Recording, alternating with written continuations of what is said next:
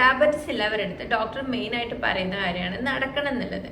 അപ്പോൾ പലരും നടക്കുന്നുണ്ടാവും, 30 minutes നടക്കുന്നുണ്ടാവും, daily നടക്കുന്നുണ്ടാവും, പക്ഷേ പ്രോപ്പർ റിസൾട്ട് കിട്ടുന്നുണ്ടാവില്ല. അതിനുള്ള മെയിൻ കാരണം എന്ന് പറയുന്നത് നമ്മൾ ആ നടക്കുന്ന രീതി ശരിയില്ല എന്നുള്ളത് തന്നെയാണ്. അപ്പോൾ ഞാൻ ഇന്നീ പറയുന്നതിൽ ഒരു 7th പോയിന്റ് നിങ്ങൾക്ക് എന്തായാലും റിലേറ്റ് ചെയ്യാൻ പറ്റുന്നതായിരിക്കും. വീഡിയോ യൂസ്ഫുൾ ആയിട്ടുണ്ടെങ്കിൽ ഒന്ന് സബ്സ്ക്രൈബ് ചെയ്യുക. നമുക്ക് ഡീറ്റെയിൽ ആയിട്ട് എന്തൊക്കെ തെറ്റുകളാണ് നമ്മൾ നടക്കുമ്പോൾ ചെയ്യുന്നത്, അത് ശരിയായിട്ട് എങ്ങനെ നടക്കാം എന്നൊക്കെ ഈ വീഡിയോയിലൂടെ കാണാം. ഫസ്റ്റ് നമ്മൾ നോക്കാൻ പോകുന്നത് ഹെവി ആയിട്ടുള്ളൊരു മീൽ കഴിച്ചു കഴിഞ്ഞാൽ നടക്കണം എന്നുള്ളത് പലരുടെയും തെറ്റിദ്ധാരണയാണ്. ഹെവി ആയിട്ട് കഴിച്ചു പോയല്ലോ, നടന്നതൊന്ന് ഓക്കെ ആക്കിയേക്കാം എന്നുള്ളത്. പക്ഷെ ഒരിക്കലും ഒരു ഹെവി മീൽ എടുത്തതിന് ശേഷം നമ്മൾ നന്നായിട്ട് സ്പീഡിൽ നടക്കുമോ ഒരു ബ്രിസ്ക് വാക്കിംഗ് നടത്തുന്നത് ശരിയായിട്ടുള്ള കാര്യമല്ല. നമ്മൾ അങ്ങനെ ചെയ്യുമ്പോൾ നമുക്ക് പിന്നീട് വയറുവേദന, ദഹന പ്രക്രിയ ശരിയല്ലാതിരിക്കുക തുടങ്ങിയ ബുദ്ധിമുട്ടുകളൊക്കെ ഉണ്ടാവും. അസിഡിറ്റി പോലുള്ളതൊക്കെ ഉണ്ടാവും. അതിന് പകരം നമ്മൾ ചെയ്യേണ്ടത് ഒരു 15-20 മിനിറ്റിന് ശേഷം കുറച്ച് മെല്ലെ 10-15 മിനിറ്റ് നടക്കാൻ വേണ്ടി ശ്രദ്ധിക്കാം. അതുപോലെ രണ്ടാമത് കാണുന്ന മിസ്റ്റേക്കാണ് സ്ലോ ആയിട്ട് നടക്കുക എന്നുള്ളത്. പലരും കണ്ടിട്ടുണ്ടാവും അല്ലെ, സ്ലോ ആയിട്ട് മെല്ലെ നമ്മളിങ്ങനെ പാർക്കിലൊക്കെ നടക്കുന്ന പോലെയൊക്കെ നടക്കുന്നത്. ഇതുകൊണ്ട് ഇൻസുലിൻ സെൻസിറ്റിവിറ്റിയിൽ ഒരു കാര്യവും ഉണ്ടാവില്ല.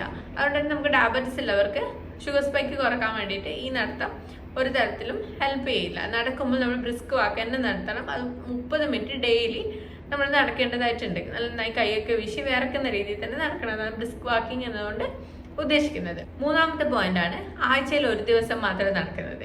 പലരും കണ്ടിട്ടുണ്ടാകും ഞായറാഴ്ച 1 മണിക്കൂർ നല്ല കഷ്ടപ്പെട്ട് നടക്കുന്നുണ്ട്, പക്ഷെ ബാക്കിയുള്ള ദിവസം ഒന്നും ചെയ്യില്ല. ഇത് നമുക്ക് ഡയബറ്റിസിന് യാതൊരു വിധ ഗുണവും ചെയ്യില്ല. നമ്മൾ നടക്കുന്നുണ്ടെങ്കിൽ ഡെയിലി 30 മിനിറ്റ് ബ്രിസ്ക് വാക്ക് തന്നെ ചെയ്യണം. ആഴ്ചയിൽ 5 ദിവസമെങ്കിലും മസ്റ്റായിട്ട് നടക്കാൻ വേണ്ടിയിട്ട് ശ്രദ്ധിക്കാം. 30 മിനിറ്റ് നടന്നാൽ മതിയാവും, 1 hour ഒന്നും നടക്കണ്ട, 30 മിനിറ്റ് നടന്നാൽ മതിയാവും. പക്ഷെ ആഴ്ചയിൽ 5 ദിവസം തന്നെ നടക്കാൻ വേണ്ടി ശ്രദ്ധിക്കാം. പിന്നെ 4ാമത്തെ കാര്യമാണ് നമ്മൾ പ്രോപ്പറായിട്ട് നമ്മളെ അവസ്ഥ അറിയാതെ, ഷുഗർ ലെവൽ അറിയാതെ നടക്കുന്നത്. ഇൻസുലിൻ എടുക്കുന്നവർക്ക് അല്ലെങ്കിൽ ചില ടാബ്ലറ്റ്സ് എടുക്കുന്നവർക്കൊക്കെ ഹൈപ്പോഗ്ലൈസീമിയ വരാനുള്ള ചാൻസ് കൂടുതലാണ്. അപ്പോൾ നമ്മളിങ്ങനെ നടന്നുകൊണ്ടിരിക്കുമ്പോൾ പെട്ടെന്ന് നമുക്ക് തല ചുറ്റുന്നത് പോലെ ക്ഷീണം, ഒരു ദുർബലതയൊക്കെ ഫീൽ ചെയ്യുന്നുണ്ടാവും. ഇത് ഷുഗർ ലോ ആയി എന്നുള്ള ഇത് സിംറ്റം ആയിരിക്കാം.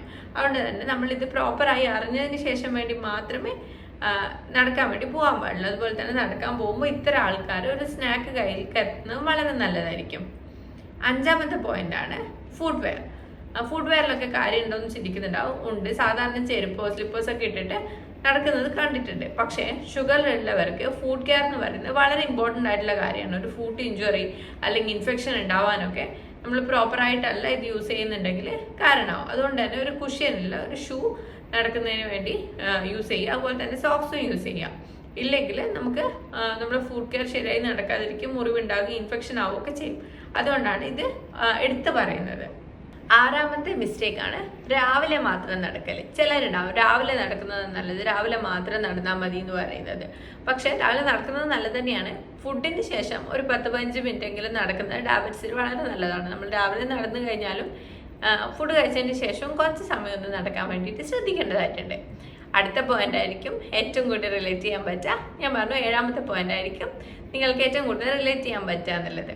കൈകൾ യൂസ് ചെയ്യാതെ നടക്കുന്നത്. പലരും നടക്കുന്ന കണ്ടിട്ടുണ്ട്. നടക്കുമ്പോൾ ഒന്നുകിൽ ഫോൺ നോക്കി നടക്കുന്നത്, അല്ലെങ്കിൽ പോക്കറ്റ്സിൽ കൈ ഇട്ടിട്ട് നടക്കുന്നതൊക്കെ. പക്ഷെ അതിന് പകരമായിട്ട് നന്നായിട്ട് കൈ, നമ്മൾ നോർമൽ നടക്കുമ്പോൾ കൈ ഒരു സിങ് ഉണ്ടാവുമല്ലോ, ഒരു ആട്ടി തന്നെ കൈ നടക്കാൻ വേണ്ടിയിട്ട് ശ്രദ്ധിക്കുക. എന്നാൽ മാത്രമേ നമുക്ക് കൂടുതൽ കാലറി ബേൺ ചെയ്യാനും അതുപോലെ തന്നെ ഇൻസുലിൻ സെൻസിറ്റിവിറ്റി മെച്ചപ്പെടുത്താനൊക്കെ സാധിക്കുള്ളൂ. ഇതൊരു ഇമ്പോർട്ടൻ്റ് ആയിട്ടുള്ള പോയിന്റാണ്. നടക്കുമ്പോൾ നമ്മുടെ ഫുൾ ബോഡിക്ക് ആ ഒരു നമ്മുടെ എക്സസൈസ് എഫക്റ്റ് കിട്ടണമെങ്കിൽ നമ്മൾ കൈ നന്നായി വീശി തന്നെ നടക്കണം. 8ാമത്തെ പോയിന്റാണ് രാത്രി വൈകി നടക്കൽ. നമ്മളെ സമയം, നമുക്ക് അത്രയും സമയമുള്ളൂ, ഇപ്പോൾ രാത്രി മാത്രമേ നടക്കുന്നു, രാത്രി 11 മണിക്കൊക്കെ നടക്കുമെന്ന് പറഞ്ഞിട്ട് കേട്ടിട്ടുണ്ട്. അതൊക്കെ വളരെ പിന്നീട് ബുദ്ധിമുട്ടുണ്ടാക്കുന്ന കാര്യങ്ങളാണ്. എന്താണെന്ന് വെച്ച് കഴിഞ്ഞാൽ രാത്രി നമ്മുടെ ഉറക്കത്തിന് കൂടി ഇത് ഡിസ്റ്റർബ് ചെയ്യാണ് ചെയ്യുന്നത്.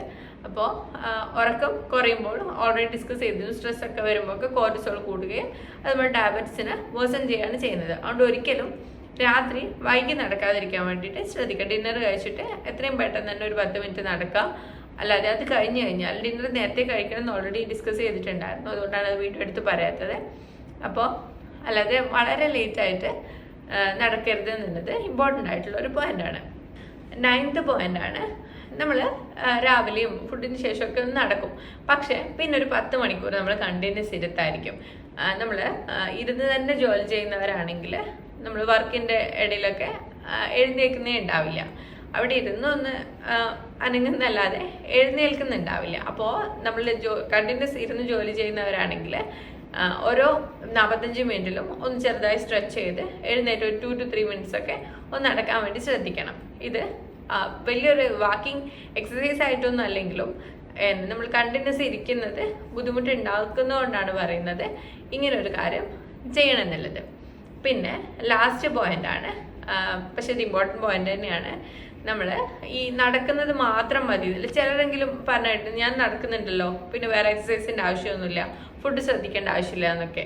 അങ്ങനെയല്ല, നമ്മൾ നടക്കുന്നത് ഒരു ഇമ്പോർട്ടൻ്റ് ആയിട്ടുള്ള കാര്യം തന്നെയാണ്. പക്ഷെ അതിൻ്റെ കൂടെ നമ്മൾ ആഹാരക്രമം ശ്രദ്ധിക്കണം, മറ്റ് സ്ട്രെങ്തനിങ് എക്സസൈസസ് ചെയ്യണം, പിന്നെ ഷുഗർ ലെവൽ കറക്റ്റ് ആണോ എന്ന് ഇടയ്ക്കിടയ്ക്ക് ചെക്ക് ചെയ്യണം. ഈ കാര്യങ്ങളുടെ കൂടെ ഒക്കെ നടന്നാൽ മാത്രമേ നടത്തത്തിന് ഒരു ഇമ്പോർട്ടൻസ് ഉണ്ടാവുള്ളൂ. ഇന്ന് പറഞ്ഞത് ഈ 10 പോയിന്റ്സ് നിങ്ങൾക്ക് ഹെൽപ്ഫുൾ ആവുമെന്ന് പ്രതീക്ഷിക്കുന്നു. ഇതിൽ എന്തെങ്കിലും ഡൗട്ട്സ് ഉണ്ടെങ്കിൽ കമൻറ്റ് ചെയ്ത് ചോദിക്കാവുന്നതാണ്, അല്ലെങ്കിൽ പേഴ്സണൽ മെസ്സേജ് അയച്ച് ചോദിക്കാവുന്നതാണ്. ഇത് ആർക്കെങ്കിലും ഹെൽപ്ഫുൾ ആവുമെന്ന് തോന്നുന്നുണ്ടെങ്കിൽ ഒന്ന് ഷെയർ ചെയ്യുക. വീണ്ടും അടുത്ത വീഡിയോ ആയിട്ട് കാണാം. Thank you.